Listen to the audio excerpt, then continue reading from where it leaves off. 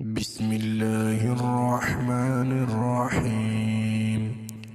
إذا زلزلت الأرض زلزالها وأخرجت الأرض أثقالها وقال الإنسان ما لها يومئذ تحدث أخبارها بأن ربك أوحى لها يومئذ يصدر الناس أشتاتا